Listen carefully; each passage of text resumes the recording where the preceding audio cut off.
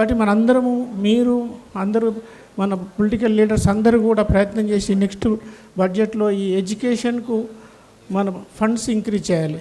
దాంతో ఇప్పుడు government teachers కూడా వాళ్ళ సమస్యలు వాళ్ళకు ఉన్నాయి, కానీ వాళ్ళకు ఫెసిలిటీస్ లేవని వాళ్ళు ఎవ్రీడే వాళ్ళు స్ట్రైక్ చేయడము, కలెక్టర్ ఆఫీస్ వెంబడి గవర్నమెంట్ ఆఫీస్లో వెంబడి తిరగడానికే సరిపోతుంది. కాబట్టి వాళ్ళు స్కూల్కి రావట్లేదు. కాబట్టి ఇప్పుడు బయోమెట్రిక్ పెట్టారు.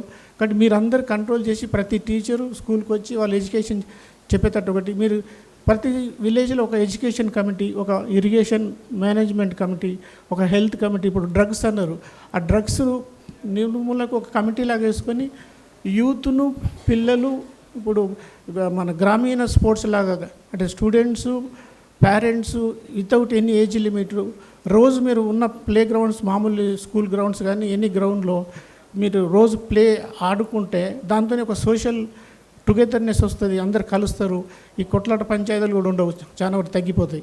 కాబట్టి దాంతో మీరు ఒక కమిటీని వేసి ఎవరెవరు ఈ డ్రగ్స్కు అలవాటయ్యారో వాళ్ళందరినీ రోజు కౌన్సిలింగ్, ఒక్కొక్క రోజు ఒక ఫ్యామిలీ వాళ్ళ ఇంటికి వెళ్ళి వాళ్ళని కౌన్సిల్ చేసి అవి చేసుకోవాలి.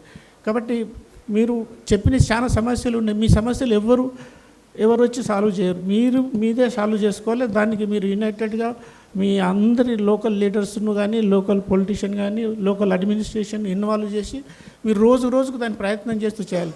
ఇంకోటి ఇప్పుడు మీ ఏరియాలో ఉన్న ఏదైనా ఇండస్ట్రీస్ ఉన్నాయి, లేకుంటే ఏదైనా ఫ్యాక్టరీ ఉంది, వాళ్ళని కొన్ని రిక్వెస్ట్ చేసి కొంత ఫండ్స్ సిఎస్ఆర్ ఫండ్స్ కలెక్ట్ చేయడము, లేకుంటే మీ దగ్గర ఒక డొనేషన్ టైప్లో డబ్బులు కలెక్ట్ చేసుకొని మినిమం మన కార్పొరేట్ ఫండ్ లాగా గ్రామ పంచాయతీలో పెట్టుకొని ఇప్పుడు ఎవరన్నారు ట్రాక్టర్ కొనిచ్చారు మెయింటెనెన్స్కి డబ్బులు లేవని, మినిమం కార్పొరేట్ ఫండ్ పెట్టుకుంటే అటువంటి మెయింటెనెన్స్ కానీ లేకుంటే మినిమం ఈ మరుగుదొడ్లు కానీ స్వచ్ఛ భారత్ ఇప్పుడు మా గవర్నమెంట్ ఆఫ్ ఇండియాలో చాలా స్కీమ్స్ ఉన్నాయి. ఇప్పుడు మన్రేగా ఉంది, మన్రేగా ఇంతకుముందు 100 రోజుల నుంచి ఇప్పుడు 125 డేట్ చేశారు, అంటే పర్సెంటేజ్ తగ్గించారు, బట్ నెంబర్ ఆఫ్ డేస్ పెంచారు. కాబట్టి government of India budget allocation quantum wise ఏం తగ్గలేదు, కాకుంటే పర్సంటేజ్ తగ్గింది, బట్ నెంబర్ ఆఫ్ డేస్ పెంచారు కాబట్టి అది కంపెన్సేట్ అవుతుంది.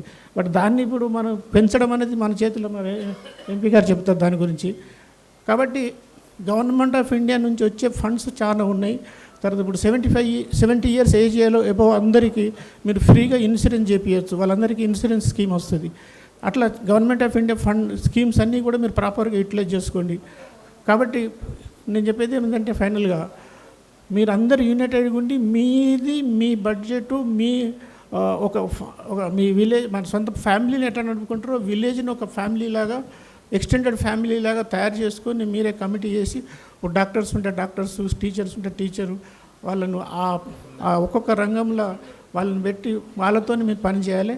కాకుండా మీరు ఒక అసోసియేషన్ లాగా ఫామ్ చేసుకొని మా పెద్దలందరినీ అందులో మీరు అడ్వైజర్గా పెట్టుకుంటే మీ ఇటువంటి రెగ్యులర్గా పర్సూ